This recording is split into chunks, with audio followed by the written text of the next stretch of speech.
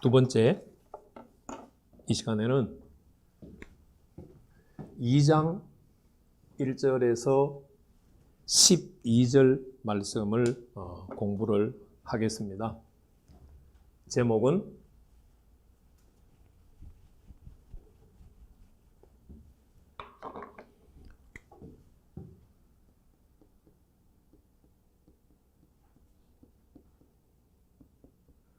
베들레헴에 태어난 왕 예수입니다. 내용을 먼저, 우리가 성경을 안 읽었으니까 내용을 먼저 간단하게 살펴보겠습니다. 동방 박사들이 별을 연구하고 있었어요. 근데 일반 왕이 아니라 특별한 왕이 탄생했다는 것을 알았어요. 그래서 그 별이 움직이자 그 별을 따라서 따라 나섰어요. 그런데 그 별이 유대 예루살렘에 와서 멈춰섰어요. 더 이상 동방의 박사들은 갈 수가 없으니까 예루살렘에 사는 사람들을 향해서 유대인의 왕으로 나시니가 어디 계시느냐 하고 외쳤어요. 헤롯 왕이 그 소리를 듣고 대제사장과 서기관들을 불러서 그리스도가 어디서 나겠느냐라고 물었어요. 그러니까 예, 유대 베들레헴에서 태어납니다. 동방 박사들은 유대인의 왕이 유대 베들레헴에서 태어난다는 사실을 알고 아마도 헤롯 궁에서 나왔겠죠. 베들레헴으로 가기 위해서 나왔어요. 그런데 사라졌던 별이 갑자기 다시 나타났어요. 그래서 동방 박사들은 기뻐하고 즐거워했어요. 그리고 그 별을 따라 갔어요. 별이 멈춰 섰는 집 앞에, 별이 어떤 집 앞에서 멈춰 섰어요. 동방 박사들이 문을 열고 들어가 보니까 아기 예수님과 그의 어머니가 함께 계셨어요. 그래서 엎드려 경배하고 보배합을 열어서 황금과 유황과 모략을 예물로 드렸어요. 그런데 그날 밤 꿈에 헤롯에게로 돌아가지 말라라고 하는 명을 받아서 다음날 다른 길로 고국에 돌아갔어요. 이게 2장 1절에서 12절의 내용 요약입니다. 그런데 우리가 여기서 최소한 6가지를 살펴봐야 돼요. 첫째, 마태는 글을 시작하면서 뭘 강조하고 있는가를 살펴봐야 돼요. 둘째는 마태는 왜 동방 박사들을 등장시켰는가를 살펴봐야 돼요. 셋째는 별이 왜 사라졌다가 다시 나타났는가도 살펴봐야 돼요. 넷째는 동방 박사들은 유대인의 왕으로 나신 이가 어디 계시냐라고 물었는데 헤롯 왕은 그리스도가 어디서 나겠느냐라고 물었어요. 유대인의 왕과 그리스도가 사용되어졌는데 마태는 이것을 통해서 뭘 의도하고 있는가를 살펴봐야 돼요. 그리고 다섯 번째는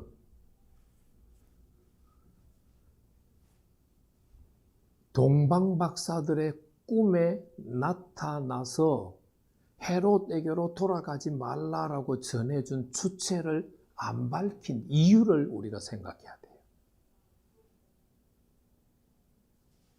그리고 마지막 6번째로는 하나님께서 아기 예수를 어떻게 도우셨는가를 우리가 살펴봐야 돼요.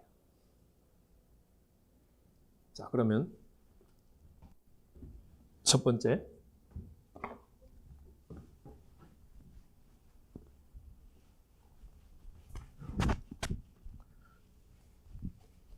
마태는 글을 시작하면서 무슨 내용을 강조하고 있는가?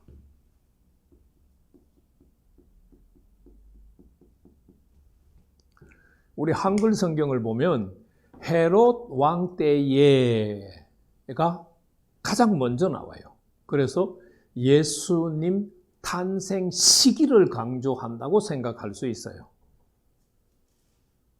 그런데 마태는 예수님 탄생 시기를 전혀 강조하지 않아요. 마태가 예수님 탄생 시기는 그때쯤이야 정도로 설명을 하고 있어요. 마태가 강조하고 있는 강조점은 예수께서 유대 베들레헴에서 태어나셨어 라는 점을 강조하고 있어요. 예수님이 유대 베들레헴에서 태어났다는 것을 강조하기 위해서 마태가 사용하는 구문이 있어요.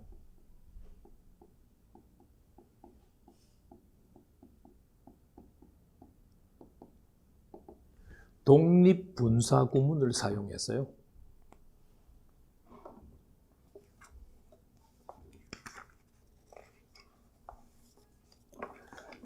어, 2장 1절에 헬라어 본문에서 앞에 오는 본문이 헤롯 때가 아니에요. 예수께서 유대 베들레헴에서 탄생하셨다라고 하는 이 본문이 헬라어 성경 앞에 기록되어 있어요. 그래서 마태는 예수께서 유대 베들레헴에서 탄생하셨다는 것을 강조하기 위해서 독립분사 구문을 사용해서 문장 맨 앞으로 뺐어요. 왜 유대 베들레헴에서의 탄생을 강조했을까요? 강조해야 되는 이유가 뭘까요? 미가 선지자의 예언 성취 때문이에요. 하나님께서 구약에 예언한 말씀은 성취가 돼야 돼요? 안 성취돼도 돼요? 성취가 돼야 되죠. 미가서 5장 2절 말씀을 보면은요, 베들레헴 에브라다야, 너는 유다 족속 중에 작을지라도 이스라엘을 다스릴 자가 내게서 내게로 나올 것이라. 그의 근본은 상고에 영원에 있느니라. 이 말씀을 마태는 어떻게 정리해서 인용했어요? 또 유대 땅 베들레헴아, 너는 유대 고을 중에서 가장 작지 아니하도다. 내게서 한 다스리는 자가 나와서 내 백성 이스라엘의 목자가 되리라. 미가서 5장 2절 말씀과 마태복음 2장 6절 말씀, 마태가 인용할 때의 글이 살짝 달라요. 그죠? 살짝 다르죠? 근데 근본적인 내용은 똑같아요. 그죠? 에브라임 유대는 큰가요? 유대 땅 베들레헴은 큰가요? 작은가요? 네, 작아요. 거기에서 어떤 사람이 나온다? 다스릴 자가 나와요. 다스릴 자가. 미가 선지자는 내게서 하니까 사람같이 보이잖아요. 사람이 아니고 베들레헴 에브라다 땅라는 곳이에요. 지명을 말해요. 내게서 누구에게로 나온다? 내게로, 하나님에게로 나온다. 그렇게 표현을 했어요. 반면에 마태는 어떻게 표현했어요? 한 다스리는 자가 나와서 내 백성 이스라엘의 목자가 된다라고 재해석을 했죠. 그것은 그렇게 중요한 말은 아니에요. 중요한 것은 아니에요.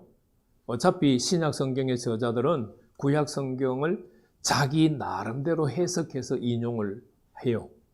그대로 인용하는 경우는 거의 없어요. 핵심은 미가 선지자가 베들레헴 에브라다에서 하나님께서 예비한 사람이 태어나는데 그가 이스라엘의 목자가 된다.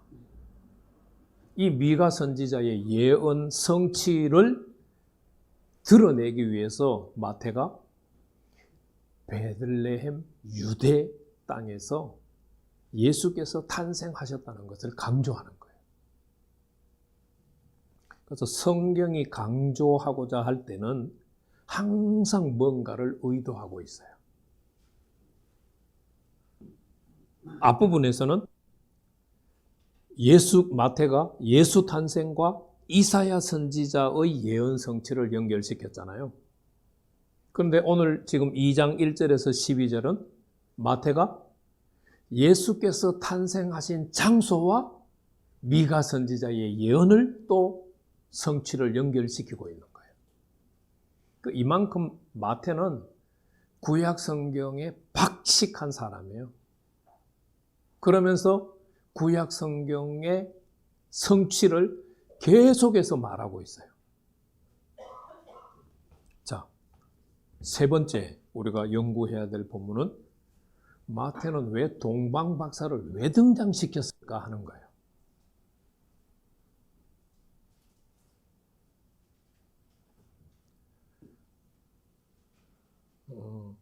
전혀 낯선 사람이 와서 말하면은 잘 받아들이나요? 잘 들으시나요? 잘 받아들이나요? 아주 낯선 사람이 와서 뭔가에 대해서 말을 막 해요. 받아들일까요? 안 받아들일까요? 안 받아들이죠. 그럼 마태가 동방박사들을 등장시킨 이유는 그 당시의 사람들이 박사들의 말을 잘 들었기 때문이에요. 그리고 박사들의 말을 잘 신뢰했기 때문이에요. 이 박사는 주로 천문학자를 말해요. 그리고 이 박사는 한글말로는 점성술가라고 이제 우리 번역을 했는데, 점성술 그러니까 무슨 느낌이 나요? 무당점쟁이 느낌이 나잖아요. 그런데 무당점쟁이 역할도 살짝 해요. 왜? 별을 보고 하나님의 뜻을 분별하고 별을 보고 시대의 정세를 분석해내니까 그런 의미에서 무당점쟁이와 살짝 비슷하기는 하지만 그런데 달라요.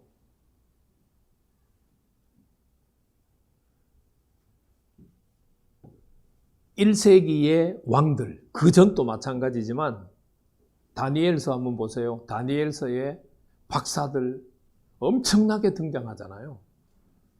왕이 박사들을 인재로 등용해서 자신의 정치력을 발휘하는데 사용했어요. 도움을 받았어요. 자, 동방의 박사들이 처음부터 별을 보고 유대인의 왕으로 태어났다는 사실을 알았을까요? 몰랐을까요?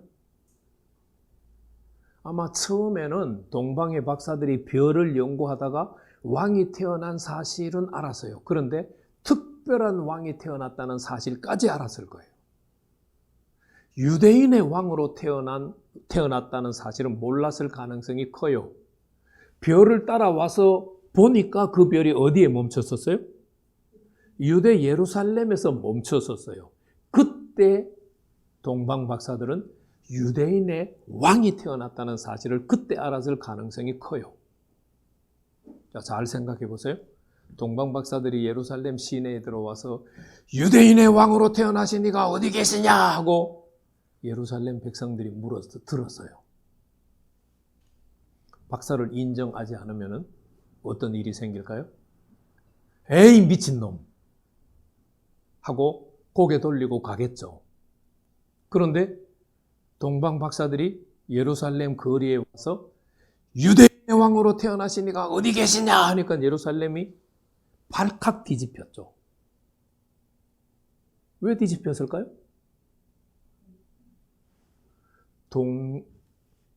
박사들의 말을 신뢰했기 때문에 뒤집어진 거예요.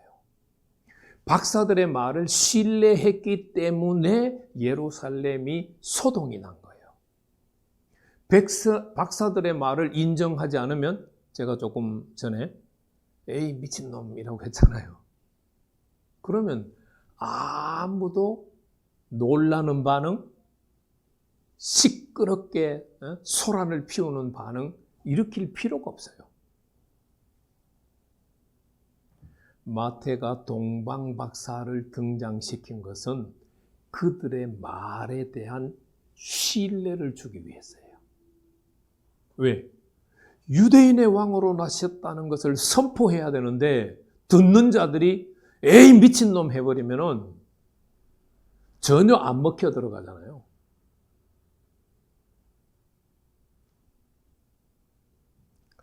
동방박사들의 역할을 우리가 인정할 수 있는 성경 본문이 있죠. 로마서 1장 20절 말씀 한번 보실래요? 창세로부터 그의 보이지 아니하는 것들 곧 그의 영원하신 능력과 신성이 그가 만드신 만물에 분명히 보여 알려졌나니. 하나님께서 자신이 창조한 피조물들에게 뭐를 부여하셨다고요? 자신의 신성과 능력을 부여했어요. 그래서 지혜롭고 분별력이 있는 사람들은 피조물을 보고도 하나님의 뜻을, 하나님의 계획을, 거기에 나타나 하나님이 부여하신 의미들을 깨달을 수가 있어요. 바로 동방의 박사들이 별을 연구했다는 것은 그 별에 나타나 있는 하나님의 신성과 능력을 깨달았다라는 의미예요. 그래서 마태가 동방박사들을 등장시킨 이유는 그들의 말을 백성들이 신뢰하고 있었기 때문이에요.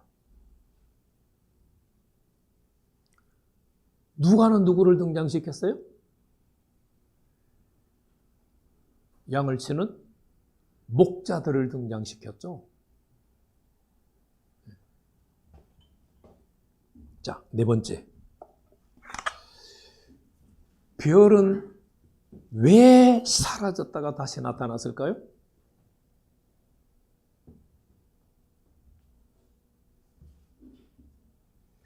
별이 안 사라지고 계속 베들레헴까지 곧바로 인도했다면 동방 박사들이 예루살렘에 들를 필요가 있어요? 없어요?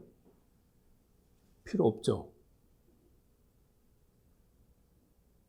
그런데 지금 마태가 동방 박사들을 등장시킨 이유가 어디에 있다고요? 예루살렘 사람들이 동방 박사의 이야기를 듣고 신뢰를 시키기 위해서잖아요. 그런데 동방 박사들이 별이 예루살렘에 와서 안 멈추고 베들레헴까지 가버리면 동방 박사들은 예루살렘에 선포할 기회가 있어요? 없어요? 없죠. 별이 예루살렘까지 와서 예루살렘까지 와서 멈췄다가 사라진 것은 하나님의 계획을 예루살렘에 선포하기 위해서예요. 그래서 성경은 꼼꼼히 보셔야 된다는 이유가 그거예요. 별이 지 마음대로 움직이고 별이 자기 마음대로 멈춰서고 별이 자기 마음대로 또 다시 나타나고 그게 아니에요. 별이 움직이고 별이 멈춰서고 별이 사라지고 별이 다시 나타나는 데는 하나님의 계획이 들어가 있어요. 하나님은 자신이 만든 피조물을 통해서 자신의 계획을 계속해서 풀어내는 거예요. 자신의 계획을 계속해서 밝히는 거예요. 그게 조금 전에 말씀드렸던 동방 박사들이 유대인의 왕으로 나시니가 어디 계시냐라고 하는 것을 예루살렘 온 사람들에게 선포하는 거예요. 이 선포가 왜 중요해요?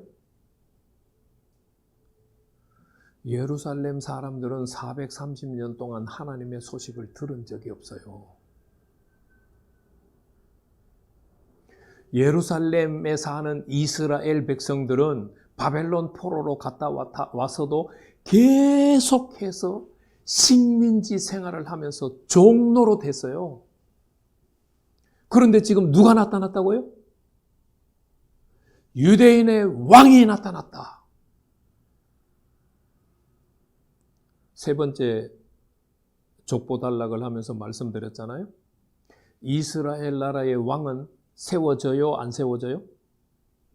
안 세워져요. 그런데 지금 유대인의 왕이 나타났다. 나라가 세워진다는 의미잖아요. 물론 예루살렘 사람들이 기대하는 나라는 아니죠. 그래서 별이 사라졌다가 별이 다시 나타난 데는 이유가 있어요.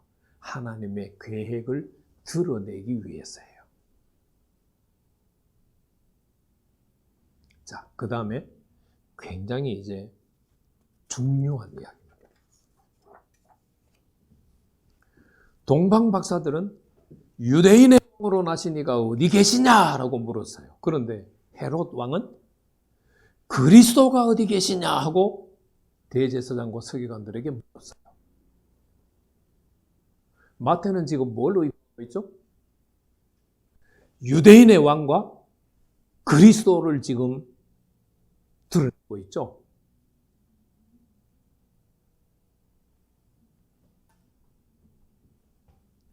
신기하지 않아요?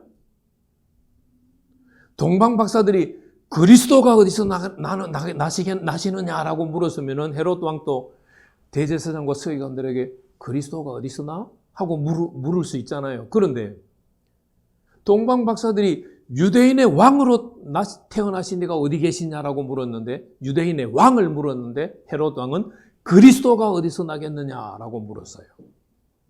여기에는 마태의 굉장히 중요한 의도가 담겨 있어요.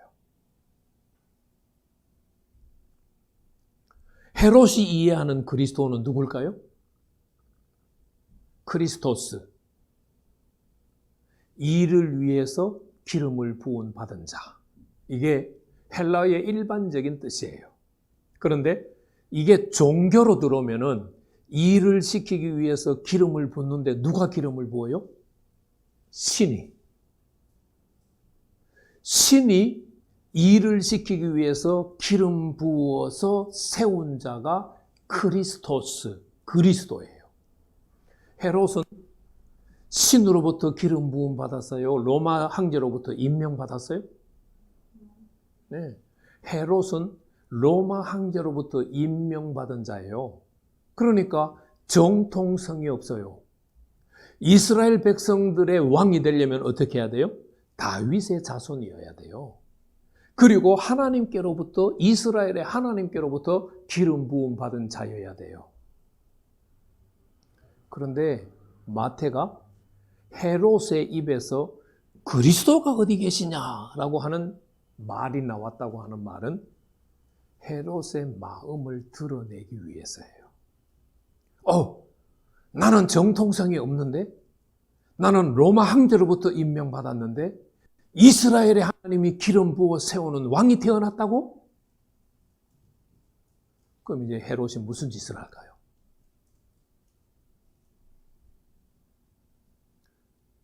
그 기름 부어 세운 태어난 아이를 살려요? 죽여요? 당연히 죽여요. 왜? 안 죽이면 자신이 왕위를 내놔야 되잖아요. 그래서 그 다음에 나타나는 행동이 그리스도라는 표현 때문에 나타나는 거예요. 동방 박사들을 불러가지고 별이 나타난 때를 자세히 물었어요. 대충 물은 게 아니고 자세히 물었어요. 이 물을 때부터 헤롯 왕은 무슨 생각을 하고 있어요? 네, 아이를 살해할 계획을 지금 하고 있는 거예요. 그 다음에 헤롯은 또 뭐라고 했어요? 동방 박사들에게?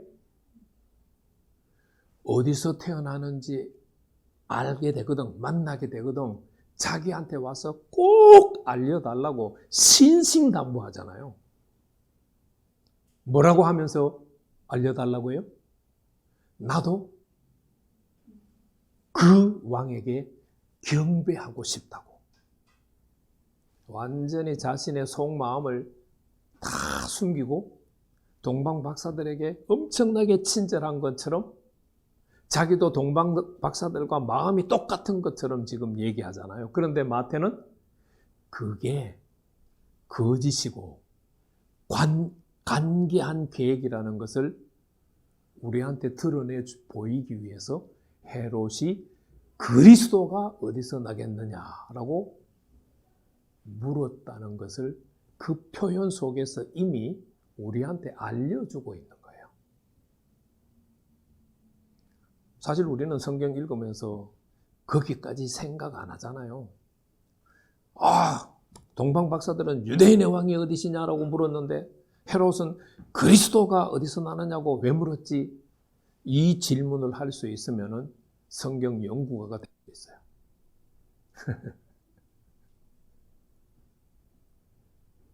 성경 연구가가 될 은사가 없는 분들은 읽어봐도 왜 이렇게 다르게 말했지가 생각이 안 나요.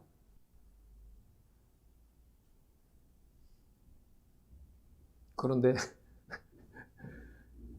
성경 연구는 모든 성도들에게 기본적으로 은사로 주어져 있어요. 성경을 곱씹어서 안 보기 때문에 그 차이점이 생각이 안 나는 거예요. 자, 5번째. 왜 꿈에 동방 박사들에게 나타나서 헤롯에게로 돌아가지 말라고 하는 주체를 마태는 안 밝혔을까? 요셉이 고민할 때에 누가 와서 설명해 줬어요? 주의 사자. 그죠? 동방 박사들이 돌아가고 난 다음에 헤롯이 아기 예수를 죽일 계획을 하고 있는 위험한 상황을 요셉에게 알릴 때 누가 나타났어요? 주의 사자. 그러면 꿈에 동방 박사들에게 나타나서 헤롯에게로 돌아가지 말라라고 하는 것을 가르쳐 준 사람은 누굴까요? 주의 사자겠죠. 그런데 왜 마태는 굳이 주의 사자라는 정체를 안 밝힐까요? 모든 사람들이 2장 12절의 문장을 읽으면서 주의 천사가 알려줬을 거야. 주의 천사가 하나님의 계획을 전달했을 거야. 짐작할 수 있잖아요. 그런데도 마태가 안 밝힌 이유는 뭘까요?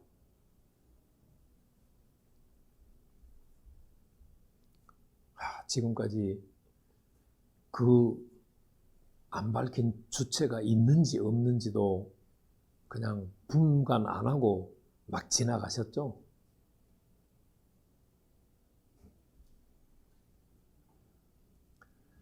아마 조금 성경에 관심 있는 분들은 왜 안 밝혔을까? 아마 한 번쯤 고민하셨을 수도 있어요. 요셉은 다윗의 자손이에요. 아기 예수는 하나님께서 430년 동안 계시를 닫았다가 아담과 하와를 에덴 동산에서 쫓아내고 노아의 홍수 직전에 하나님의 영을 사람들에게서 거두어 가시고는 하나님과 교제를 단절했어요. 그런데 하나님께서 다시 사람과 교제하기 위해서 등장하는 인물이 아기 예수님 탄생이고, 그것을 그 역할을 하신 분이 성령님이시고, 그것을 오해하고 있는 요셉에게 설명하기 위해서 등장한 존재가 주의 천사예요. 그거는 다른 말로 표현하면 성님, 요셉, 아기 예수, 주의 천사는 하나님의 계열이에요. 하나님의 사람들이에요. 그런데 마태는 지금 동방 박사는 누가 아니라는 이야기를 하고 싶은 거예요. 네, 하나님에게 속한 사람이 아니라는 이야기를 하고 싶은 거예요.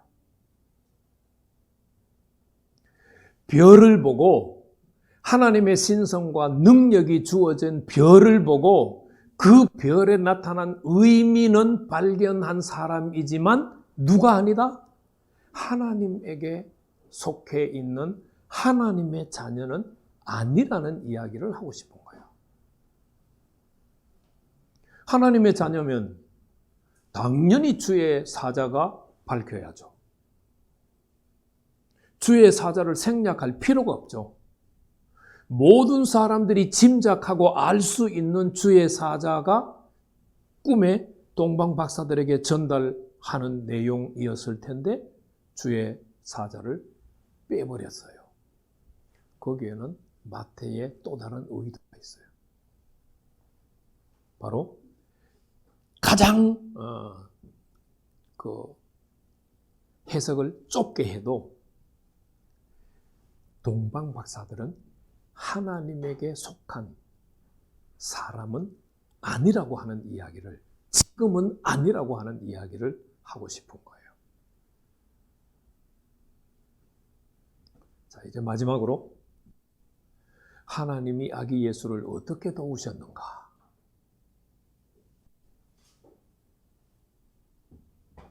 자, 여러분들이 잘 보셔야 돼요. 그들은 꿈에 헤롯에게로 돌아가지 말라 지시함을 받아 다른 길로 고국에 돌아가니라.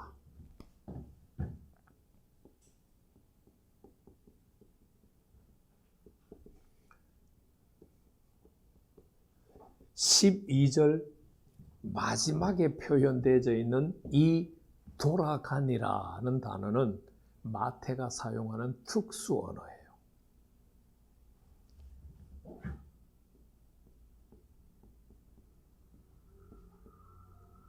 아나콜레오.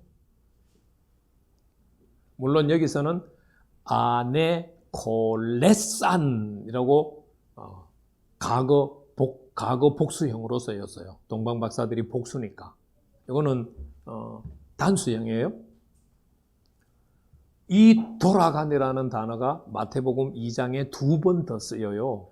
제가 2장 12절은 한 번 언급했지만 다른 마태복음 2장에 쓰인 것은 언급을 안 했잖아요.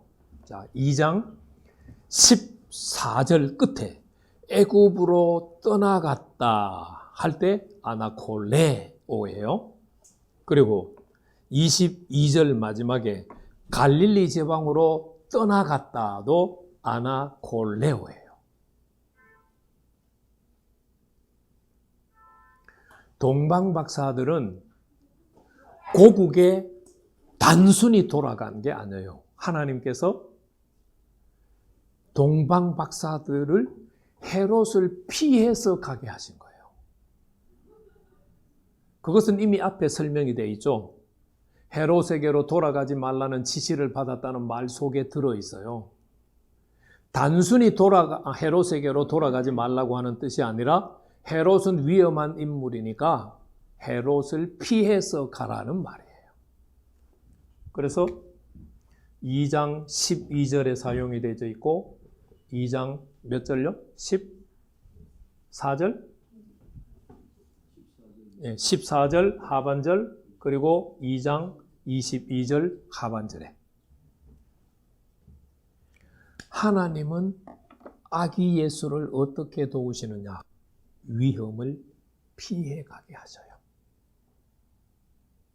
그런데 묘하게도 예수님은 직접 장성해서 사역하실 때도 어떻게 하셔요? 위험한 상황이 생기면 피하세요. 사역 말기가 되면은 안 피해요. 오히려 도전하세요. 그런데 바울이 고린도전서 10장 13절을 한번 찾아보시고 오늘 강의를 마치겠습니다.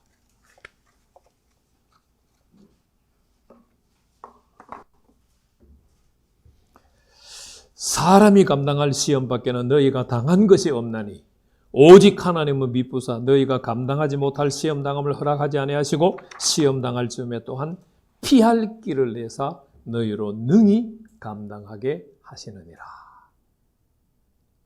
하나님의 사람들은 영성이 있어야 돼요. 내게 위험한 일이 닥치고 있는지를 분별할 수 있는 영성이 있어야 돼요.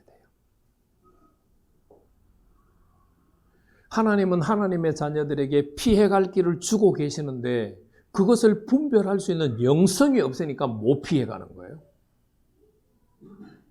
저도 그거를 못 피해가서 엄청나게 많이 실패했어요.